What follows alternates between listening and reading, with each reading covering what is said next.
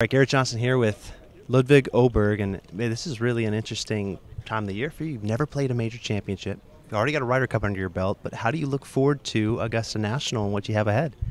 Yeah, absolutely. I mean, this is what I've been wanting to do for a very long time, and to be able to do that I consider it being a privilege, and to kind of, I guess, pick my schedule a little bit more and be able to play these big events. So there's a lot of golf coming up, and I look forward to it. Yeah. What do you know about Augusta National? Have you had a chance to scout it out? Have you been there in college? What are your thoughts on the course? Yeah, we played it. I actually played it my freshman year in college. We took a team trip down there, and it was really cool. It was a lot of fun. I got to see the golf course, and obviously it was a little bit different in January when we played it to what it's going to be in April. But it was awesome. It was a cool experience, and looking forward to coming back there. Yeah. Well, I know you got Joe Skovron on the bag, one of the great veterans in all of pro golf as a caddy. What is it going to be like having him helping you in some of these big major championship events at these big venues? Absolutely. I mean, Joe has been unbelievable so far ever since we started working together, and he brings a lot of experience to the table. He brings a lot of knowledge and a sense of calmness, and obviously I trust him with everything that I have, and I think our partnership is going to continue to grow and become really good. Yeah, I mean, he's definitely a guy that I would imagine would bring peace of mind when you're at a new place. You know, some of these new courses you get to, right? It would give you that extra peace of mind, you think? Yeah, definitely. I mean, I feel like all the tournaments that I've played so far in a while, it's been the first time I'm playing the golf course. So that presents some challenges, and I think I did that quite well last year, but it was still quite difficult. And Monday through Wednesday becomes quite stressful in terms of that. So right. He obviously brings a different dimension to it, and it makes it a lot easier. Yeah. When you look at yourself as a player, and how would you do you view yourself, I guess, as an elite player or somebody who really has a chance to be in an elite top level? Yeah, I mean, I know my capabilities and what I can do, and hopefully I'll be able to show that on the biggest stages as well. But obviously I've known my own game for a very long time, and all I try to do is have fun and perform as well as I can. What does success tend to look like for you when it comes to quantifying the way you want your early part of your career to go? That's a big question. It's a great question. I think success for any golf players is obviously playing well in the big tournaments. That's what you want to do. And for me, I guess it's changed a little bit. Last year was more kind of getting my feet under me a little bit and getting more used to playing these bigger events. But now, obviously, as a competitor, you want to play well, and you want to be in the hunt for winning tournaments. And that's what I try to do. That's what I try to prepare for, and looking forward to doing that a lot more.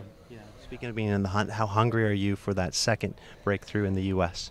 Oh, definitely. I mean, the experiences that I had last year with a few tournaments where you're close to the lead, you're having the lead late in the tournament, and it's so much fun, and the nerves and the emotions that shows up, and I think handling those things that's why you play golf, and that's obviously what I want to do again and again. For sure. And last two things I wanted to bring up, Ryder Cup and then American culture.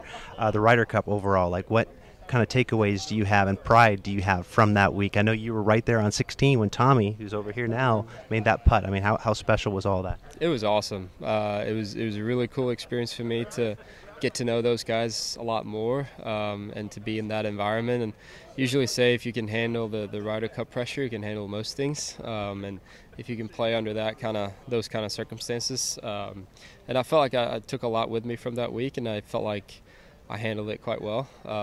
But obviously it's a little bit different playing these events now, but it's the same thing, and I'm obviously looking back at that as a very memorable week.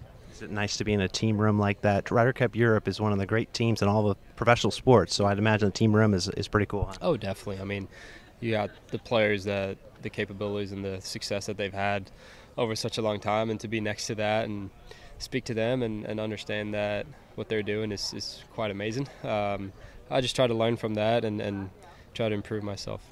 Is there one favorite moment from that week for you?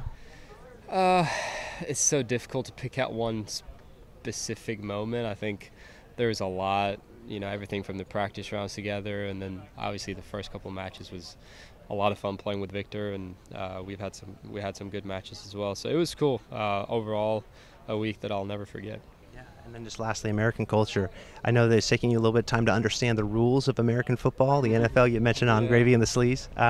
What was hard at first? Like what really kind of tripped you up with American football? American football is a fun sport. It's probably my favorite American sport to watch, but it's just the rules. I didn't quite understand the penalties and the flags, and There's a lot of them. there's a lot of timeouts and breaks, and I'm used to English football and soccer, and there's not a lot of breaks, and it's just go, go, go, and that kind of took me a little bit off guard. But I'm kind of getting into it a little bit more. Joe is a big Chargers guy, so I think that's what I'm kind of getting thrown into, I guess. Well, it's in his blood, though. You know what I mean? He's from there. He's seen his team live and die through playoff runs over the years, which I know for you, Liverpool, right, has been a big thing. Absolutely, yeah. It's been a big part of what I did growing up, and obviously enjoyed watching it and playing myself as well. Ludvig, thanks for your time and good luck in the majors ahead here. Thank you. Appreciate it, buddy. Thanks.